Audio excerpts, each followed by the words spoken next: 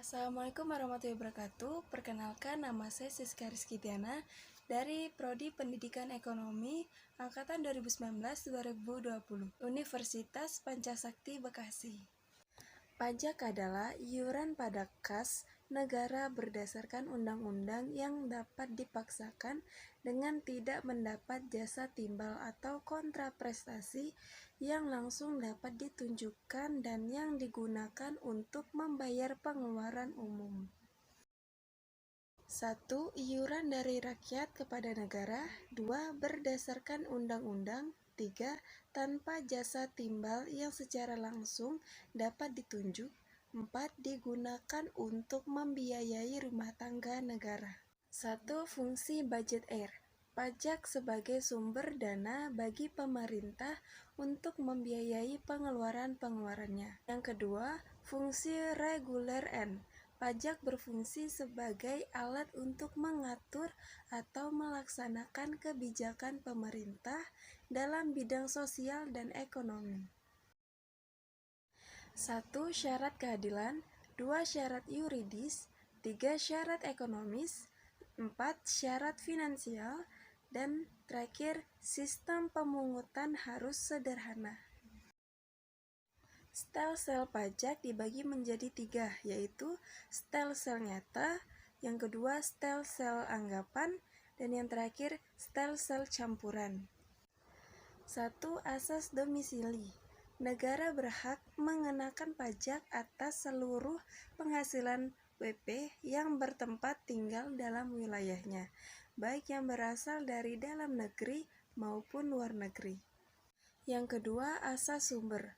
Negara berhak mengenakan pajak terhadap penghasilan yang bersumber dari wilayahnya, tanpa memperhatikan tempat tinggal WP.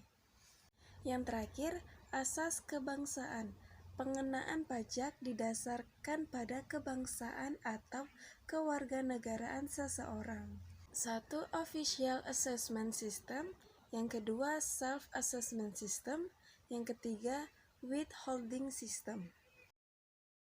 A. Pajak langsung, yaitu pajak yang harus dipikul sendiri oleh wajib pajak dan tidak dapat dibebankan atau dilimpahkan kepada orang lain. Contohnya PPh. B. Pajak tidak langsung, yaitu pajak yang pada akhirnya dapat dibebankan atau dilimpahkan kepada orang lain. Contohnya PPN. A. Pajak subjektif adalah pajak yang berpangkal pada subjeknya, yaitu dengan memperhatikan keadaan diri wajib pajak. B. Pajak objektif adalah pajak yang berpangkal pada objeknya, tanpa memperhatikan keadaan diri wajib pajak. A. Pajak pusat, yaitu pajak yang dipungut oleh Pempus dan digunakan untuk membiayai rumah tangga negara. Contohnya PPh, PPN, PPNBM, PBB, dan Bea Matrai. B. Pajak daerah, yaitu pajak yang dipungut oleh pemerintah daerah dan digunakan untuk membiayai rumah tangga daerah. Contohnya PKB, BBNKB, pajak hotel dan restoran, pajak penerangan jalan, dan lain-lain. Ada dua ajaran timbulnya utang pajak. Yang pertama, ajaran formil.